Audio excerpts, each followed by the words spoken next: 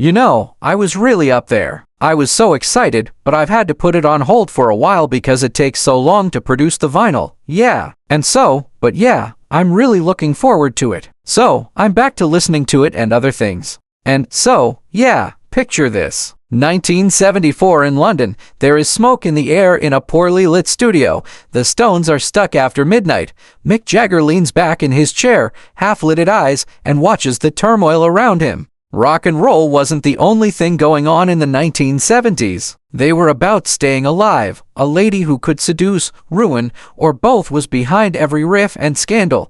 Mick looks back decades later at the perilous pull of 6 women who changed his life and the decade itself. Each one was a storm in silk. A muse, a competitor, and occasionally a warning. Marianne Faithfull, the woman who understood both the good and bad sides of fame, is where the story starts, as it should. Marianne Faithfull was a blend of a mirror and his end. They were young, reckless, and couldn't be separated. They lived like fire and gasoline in the middle of swinging London. She provided order to his disorder and chaos to his poetry. Her soft-spoken voice became very angry, which scared and captivated him. They ruled the tabloids together, from hotel scandals to drug busts that almost ruined their careers. But their love was like a war zone, full of envy, addiction, and the never-ending search for creative immortality. Mick didn't simply lose a partner when their love fell apart. He also lost his reflection. Anita Pallenberg, a woman who could silence a room with a look, came to Marianne's aid after her heart was broken. Anita Pallenberg was the crazy person in the Stones' inner circle,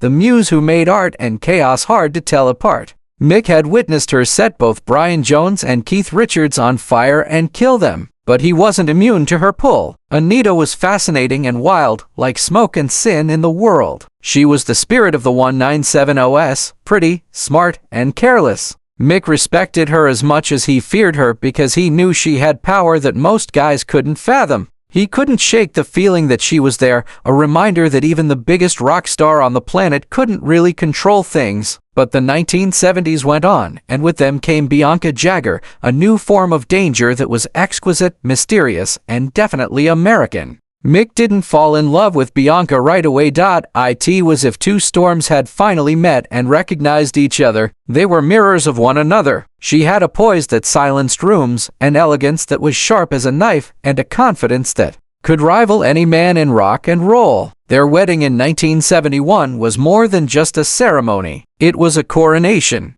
Flashbulbs went off, champagne poured, and the world watched as the most famous rock leader married a woman who looked like she was made of marble and fire. But there was a cold war going on behind the scenes. Their devotion was both exciting and dangerous. Each one feeds off the other's fame and anger. Bianca wasn't a groupie. She was powerful, but her clothes and diamonds concealed her intelligence. She didn't want to muddle things up. She fought it. When they stepped inside Studio 54, they didn't just go to a party. They were in charge of it, taking charge of the dance floor like a queen. But there was still tension, even with the lights and music. Their relationship was a battle between pride and love. Two civilizations fighting under the bright chandeliers. Every fight was famous, and every time they made up, it was quick and fiery. Bianca was a new type of danger for Mick. She didn't seduce him. She conquered him. She was dangerous not because she wanted to hurt him, but because she didn't need him. Her independence hurt more than betrayal. Her silence was louder than any fight. When she finally left, it wasn't with fury, but with grace.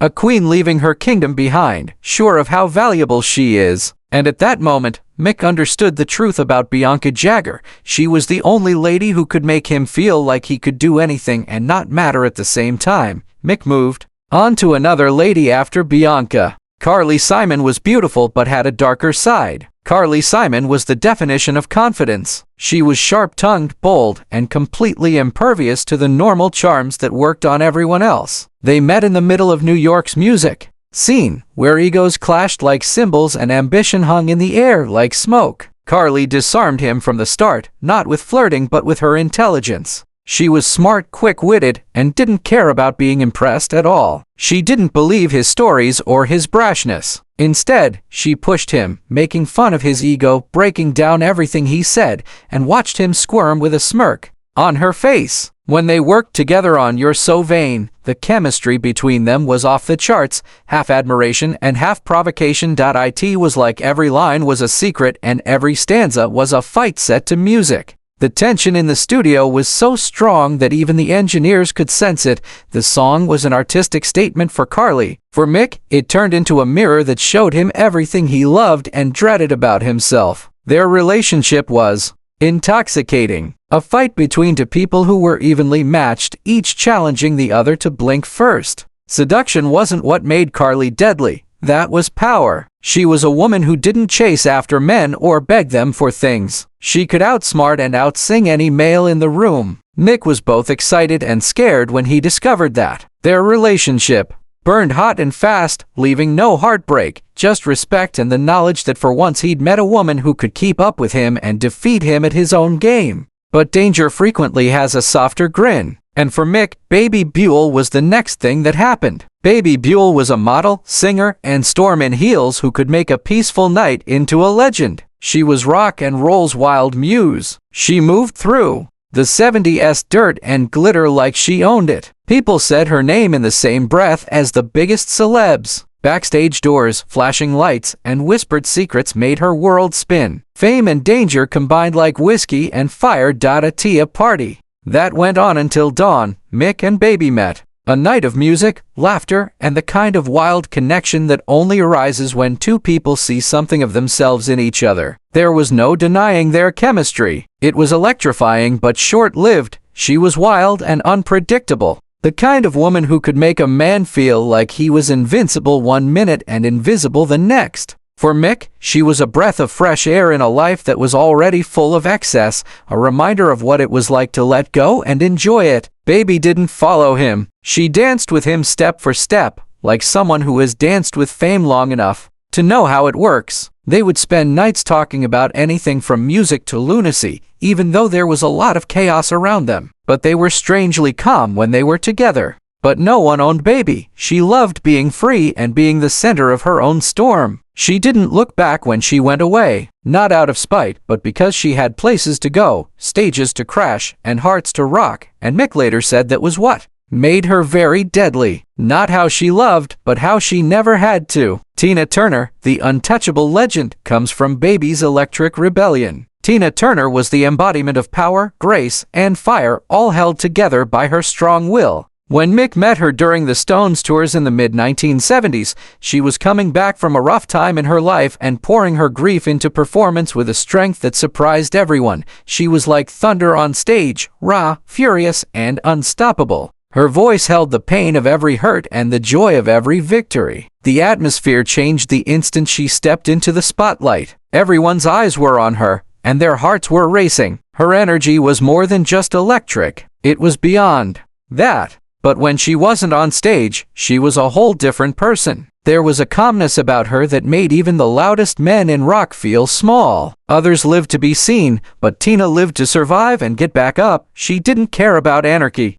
or taking over. She got her strength from staying alive and getting up when life attempted to break her. Mick, who was surrounded by too much and too much ego, found her strength disarming. He understood that he wasn't just standing next to another performer. He stood next to a survivor, someone whose agony had been turned into art that could move mountains. She taught him more than just rhythm throughout practice. She taught him how to be in charge, how to wait, and how to treat others with respect. Her movements were both precise and wild, and her presence was both authoritative and calming. Mick was always a showman, but her confidence was too much for him. Tina didn't use charm to get what she wanted. She won with the truth. She didn't need to stand out from the crowd because she always had her own light with her. She was dangerous not because of what she did, but because of what she got through. Every note she sung was a sign of liberation. Every performance was a victory. And standing next to her, watching her rise above her scars and put an end to all uncertainty, Mick knew something that few men in his world ever did. Chaos wasn't the real danger. It was strength. The woman who wouldn't give up had an indomitable spirit. At the end of the decade, Mick Jagger thought back on the women who made it what it was. Tina, Baby, Carly, Bianca, Anita, and Marianne. Each one left a scar, a song, and a story that would stay with him for the rest of his life. They were wild, brilliant, and unforgettable forces of nature that didn't go around him but crashed into him. Some broke hearts,